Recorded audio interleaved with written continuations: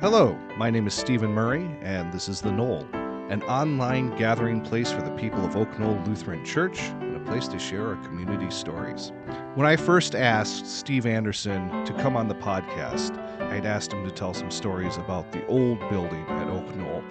And he did that, but holy smokes did we get just a wealth of stories about both the old building and the community and Steve himself. So we're going to dive right in. Here's what Steve Anderson's got to share. Well, I have to tell you, this is the youth room. In the old church, when I was a kid, the youth room had a pool table. And it was a very conservative church back then. And people used to get so upset that we had a pool table in the youth room. And here's a poker table in the youth room now, which to me, that's gambling. The pool was just shooting pool. But anyway, as far as stories goes, I was baptized in this church 70 years ago and 11 months. I was baptized November 27th, 1954. So I grew up in this church. I went to Boy Scouts in the church here.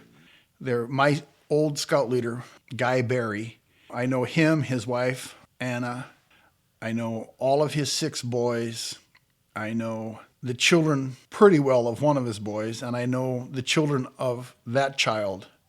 Heidi Barry was Dave Barry's daughter, and Allison is also Dave Barry's daughter.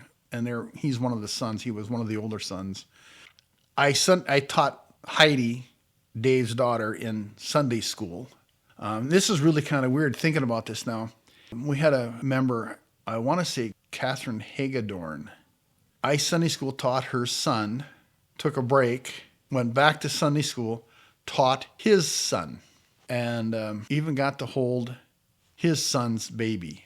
It's kind of weird that it's like I know 4 generations of the Barry, I knew 3 generations of the Hagedorns. Not very well, but like I know the Barrys. And I know 3 generations of the Foss family because they moved into our neighborhood and their daughter once babysat my kids. And now I've helped. Who's Ben? Which Ben is Jennifer's son, right? That was my wife nodding yes because she doesn't want to talk. And helped him with his Boy Scout project. So it's kind of interesting because I've gone to this church for 71 years today. I know these multi-generational families that have stayed here. But I was thinking about what influences there have been here in this church. And when I was going through confirmation, the deacon of education's name was Carol Baker. Very nice woman. Bit of a practical joker at times. She had a twin sister, and I was actually a janitor at this church. And Garrett Vandergriff, Alan Hultgren, and Alan was 3 years older than me. Garrett was 1 to 2 years older than me. I was 15. We would come down and we would clean the old church on Saturdays. Anyway, I would ride my bike down to church. I only live about 1.25 miles west of here. And I parked my bike right outside the doors. And in those days, big glass doors, big glass windows next to the doors each window was the size of the double door. And all of a sudden, Carol comes running out the doors and she goes, "How many times have I told you not to park your bike there? And I've told you that so many times and you keep doing it." And I'm kind of freaking out because I don't think I've ever seen Carol when I've gotten off my bike. And I'm kind of looking back and forth, and I'm looking at my bike, and I'm looking at her, and then I see through the big glass window Carol laughing. It was her twin sister who came out and did that. Anyway, Carol was, I would have to say, rather patient with me at times. I mean, I do remember writing sermon notes, and she wrote, "You completely missed the point of the sermon." Because in the sermon, Pastor told a story about somebody coming and saying, "Pastor, I've stolen some wood and I feel bad about it." And he goes, "Well, how much wood did you take?" And he goes, "Well, it's, and it's like enough to build a doghouse." Well, yes. More? Well, a little more, and to build a shed, to build a garage, to build his house. That's what I wrote my sermon note on, that story. And she's like, yeah, completely missed the point. And I'd have to say she was rather patient with me because John Barry of the Barry family was my age, and him and Steve Lang and Mike Shepard and I, we did our share of doing things wrong on purpose. And she was rather patient with us, given all of that. But I got confirmed in the spring of 70. It was probably the fall of 70, and I was actually ushering. I felt like such an adult. I was in 10th grade, and I'm ushering at church. And Carol had taken the 7th graders, I think it was, on a overnight, I forget what we used to call them, youth gathering something or other. And they came back. And back then we only had communion one Sunday a month. And Carol comes in, been up all night with these kids because they're all running around doing whatever at another church or something, a lock-in kind of situation. And she's in blue jeans, an old sweatshirt, wearing moccasins. And we had conversations when I was in confirmation about what God was looking for in a person. And it's like, you don't have to wear a suit on Sunday. You don't have to this and that, and all these things that this very conservative church used to do. And I, being the smart ass that I was back then and still am, I said to Carol, I said, so Carol, you going to go to communion? Because she looked like she had been dragged through the grass, run through the ringer kind of thing. She just looked awful. And she said, oh, we're having communion?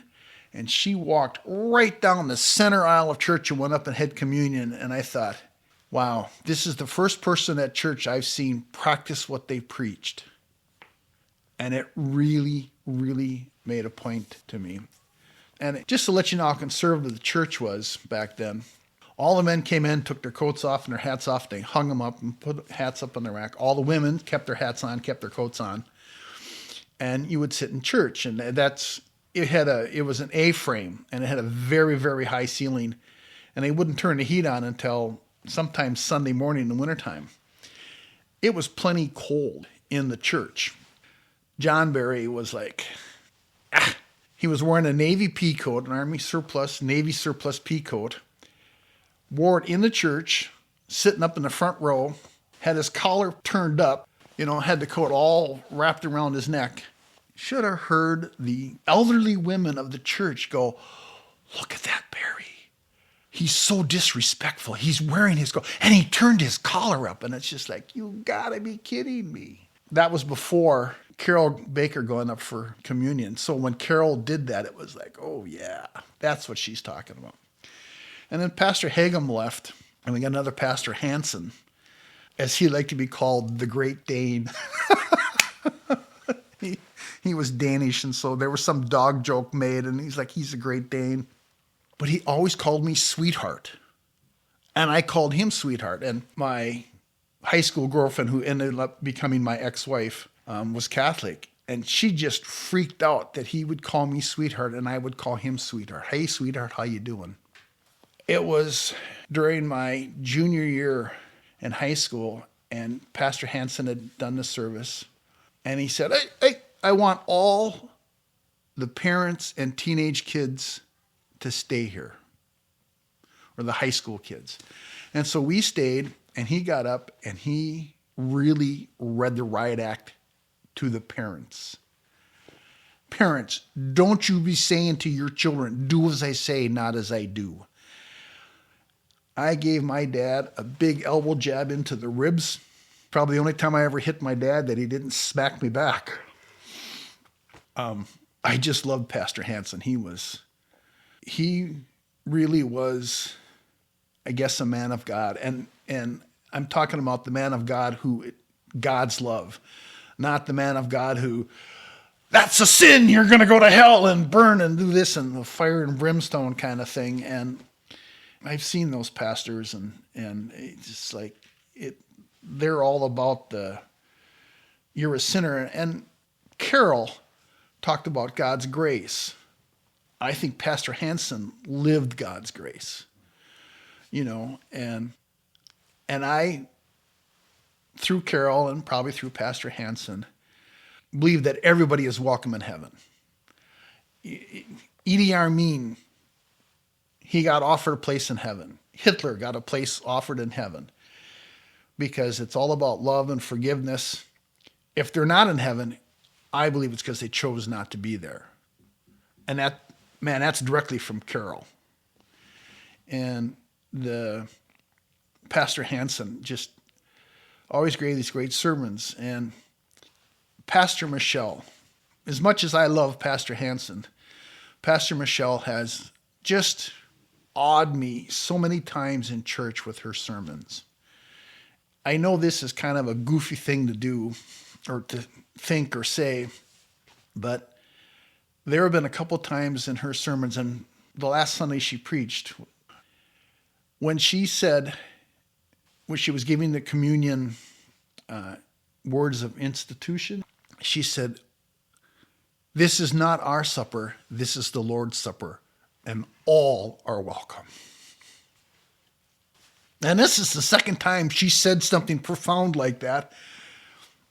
And a sun ray comes through the stained glass window and shines right on me while she's saying that. And then as she continues, it just slowly fades away. And yes, I know you can say, well, astrologically, the sun comes up and goes across here, and when it gets to this point right here at 9:15, it does this, or 10:15 or whatever, and that's why it's shining in on you now. And if you came in here, you would see that every Sunday at 9:15 or 10:15 or whatever time it was, it would do that. And yes, maybe it does. I'm sure it does. But it shined right on me when she said these profound things. And I turned to Christina, and there were tears welling up in her eyes, and she said, "Amen." And so she has, when she used to do the children's sermons when she first started here, it's like I wanted to go up and sit down on the steps with her, because it was like they were always such great sermons. Christina and I both are occupational therapists. I'm retired. She's still working, works down at Sister Kenny, Courage Kenny, whatever it's called, at Abbott Northwestern. And we stopped coming to church during COVID because she didn't want to bring anything home from the hospital. And then when the government said, yes, you can go back to your gatherings and doing all this other stuff, her parents, her father, who's a minister, in their church choir, got together for the first time, like 45 people in the choir. After that first practice, 17 people came down with COVID. So Christina has been uber cautious about not wanting to bring anything in. And a year ago, we came back to church. And the following Friday, she came down with COVID. One of the patients had come into the hospital. One of the therapists who worked with the patient got it, brought it back to the office. It went through the office. And so it's been a difficult 5 years not coming to church. You know, we came back and so many people were like, "It's so good to see you. It's so good to see you." And it was real welcoming. I volunteer for the gathering here. I'm the guy who cleans up afterwards. Mary Perry, who was a year behind me in confirmation, so I've known her since junior high or high school. And her husband, I also know. I knew his older brother, his older sister, his younger sister. I had met his dad in high school and his mom. We called his mom Mom Perry when we would go over there. But Mary helps me in the kitchen and is just phenomenal. But I'm a worker bee. I'm not a leader. Let's go charge up that hill, man. You know, no, it's like you say charge, I'll go charge. And so I end up cleaning up and doing all the work in the kitchen. And Brooke asked me after the last gathering, she goes, "Say, Confirmation Sunday's coming up, and you know, a lot of the hospitality people are either in confirmation or they have family members in confirmation. And so could you help out a little bit?" And initially I was just like making the coffee. It's like, okay, fine, I can make coffee. And then it was, Brooke called me and said, "So could you like do the dishes and clean up afterwards?" I was like, yes, because when she asked me, I thought she's asking me to stay and clean up and do the dishes. And so the fact that she then called to confirm that that's what she was asking, it's like, yeah, not a problem. And then Christina Black said, so Steve, can you get the candles and can you make sure everything's locked up? And it's like, wow, I really am doing everything now. But when I was in Boy Scouts, we used to do an Easter Sunday breakfast here. And Mr. Barry, I couldn't have been 12, 14 years old, 14 maybe. And he goes, here's 12 dozen eggs. I need you to scramble them. And we had this pan, and I wish you had a camera because the pan was about this big around. I mean, it had to be 3 feet across. And I cracked 12 dozen eggs into that pan and scrambled 12 dozen eggs at one time. So I've been working in the kitchen since the middle 60s. There was a woman who had been like the deacon of education here once, or head of Sunday school, whatever that title is, and had actually fired me from teaching Sunday school because the person I was co-teaching with, he would do one Sunday, I would do another Sunday, and we just went back and forth, so that we weren't both tied to the church 4 Sundays a month. He started playing hangman with the kids. I mean, he used Bible names and stuff like this, and she thought that was totally inappropriate. So she fired me. I wasn't the one doing it. Now fast forward a couple of years, and I'm in charge of Vacation Bible School because the person who was then in charge of Sunday school, Terry Rosen, and I were friends, and she talked me into being in charge of the week-long Vacation Bible School. And this other woman who had fired me years earlier was one of the teachers. She would not do anything I asked her to do. She was just, I make my own name tags, I have this, and she was really kind of hostile about it, and you could hear her yelling at the little kids, and it's just like, oh, please, please, please, this must be fun for them. Now, fast forward a few more years, and I'm helped out at one of the dinners, and I'm just cleaning everything up in the kitchen, and her daughter's getting married, and they're having a reception there, and she comes and she goes, you wouldn't be interested in working in the kitchen for my daughter's reception, would you? And it was very unchristian. I mean, it's like, no, I think I'm busy. I don't care what day of the week it is. I'm busy that day. But such is the life here at Oak Knoll. I like coming down and helping out, and I don't mind doing the dishes, and I don't mind cleaning up and all this stuff.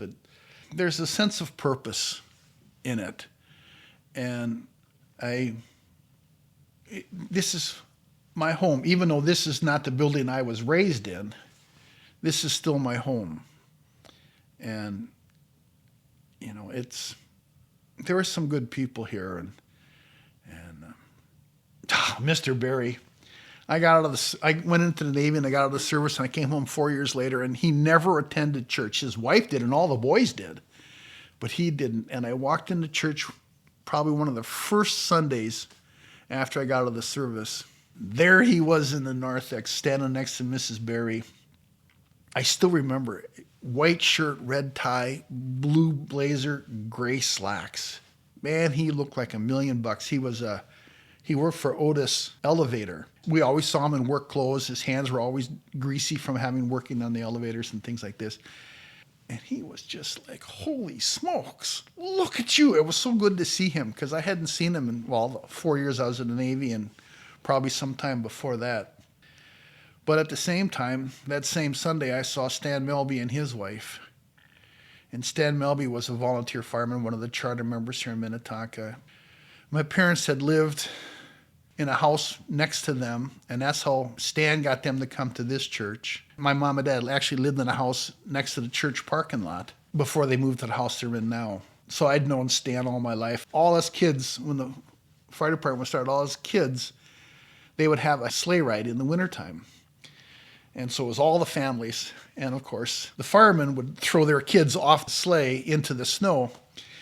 And this went on for years. And we finally figured out by the time I was in about 6th grade that we couldn't fight our own dads, but 6 of us could push a dad off. And so then we just went around picking dads and pushing them off. And Stan was probably one of the guys that I remember once he just literally picked me up and just threw me off the sleigh into the snow. And Jim Hannes, who owned the sleighs, he was also a fireman, him and his brother Fritz. He wouldn't slow down, so you had to run after and try to catch up and get back on the sleigh, so it was just this thing. Well, as time went on, it took fewer and fewer boys to throw their fathers off. The fathers were getting older, the boys were getting bigger and stronger. The hayride stopped shortly thereafter when it was a one-on-one, we can throw you off kind of thing. But I'm digressing, and I tend to do that. Stan Melby and his wife were killed that Sunday afternoon in a car accident. They'd gone out to Buffalo to go to an auction or something, and somebody had come around the corner on the wrong side of the road and hit them head on and killed them. And that Hagedorn grandbaby, great-grandbaby, I guess. Yes, great-grandbaby. I held the day she died, or he died, I don't remember, boy or girl. Held him in the morning, and died in the afternoon. Almost made me give up wanting to be in Santa at the breakfast. It just crushed me. But there was so much joy in those little kids' face when they come in, and they come, and the church does such a great job of making it more than just a breakfast and sit on Santa's lap. They recruit the youth, and they play games and do things, and our granddaughter came last year, and they had wooden ornaments that you could color, and she colored a Santa Claus face.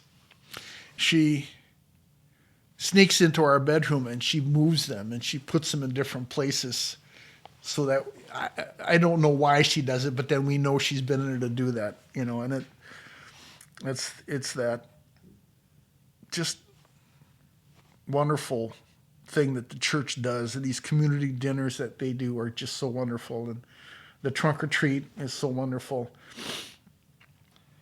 Pastor Paul, when he was here, he was really like, we need to do more for the community, it seemed like, and we need to go out and basically said incur debt to do these programs, because that's what we need to be doing to help the next one who walks through the door, or something like that was kind of our motto at the time. We've had wonderful staff, and Marcella Larson, who was the church secretary when I was a janitor here, she was like a drill sergeant. She would literally go around and inspect the church and tell us if we missed anything. You gotta go do that. Go buff that floor. She was this hard case, but she had a heart of gold. And I think being a church secretary was a calling, not a job. Man, this is my home. And I don't know what I'd do if it wasn't here. I've been a member here off and on. Well, when I was in the service, it was still my home church to come to. And there was a while where I dabbled in another church. But this has always been sort of my church of record for 71 years. Honestly, I don't know what we do. Pastor Paul, I'd asked Christina to marry me, and she finally got around to saying yes. And that in itself is a whole nother story. And she said yes, and we left work, and I drove right here, and I caught Pastor Paul just before he left, and I says, we want to get married. Is there any chance that we can get married Christmas Eve after the service? And he was like, and I thought, is this guy having a stroke here? And he goes, how about during the service? And evidently, Pastor Hetland had tried to get people to get married during the service, because evidently years ago, people got married during the church service. And so Christmas Eve service, we're there. And he gets up to make the announcement. He goes, in case you haven't read your bulletin, you're all invited to a wedding. And you could hear people flipping through the bulletin, looking to try to see. And it was like literally just one line. It was like, I don't even remember where in the services was, but it was like, offertory. Steve and Christina get married. It was so cool. And I can't think of who it is now, but someone was visiting that night and saw us get married and they decided to join our church because of that. Pastor Paul, he was another really, really good minister. I like Pastor Jay, and Pastor Hetland I really liked. Pastor Hagum, who confirmed me, he was kind of a fire and brimstone kind of guy. Didn't really do it for me. Now, like Pastor Jay's sermon on Sunday when he was talking to the confirmants about, when your battery gets down to like 10% or when you lose your internet. And I don't know if that's corny or not. I have no idea. I'm a Luddite, so, But I thought he's really trying to get to them on their level about things that are irritating in your life. And so I enjoy his sermons too. Pastor Rattan, don't remember him. He just baptized me. And I think he left when I was 4 years old, so I don't remember him. I remember the very, very old church that was added onto with Good Shepherd Hall, and then the church was added onto Good Shepherd Hall, and then there was another wing added onto that. But I remember the old church, but I just don't remember anybody preaching, because we'd go upstairs to the service, and then we'd go down to the basement for Sunday school. This is my third Oak Knoll church.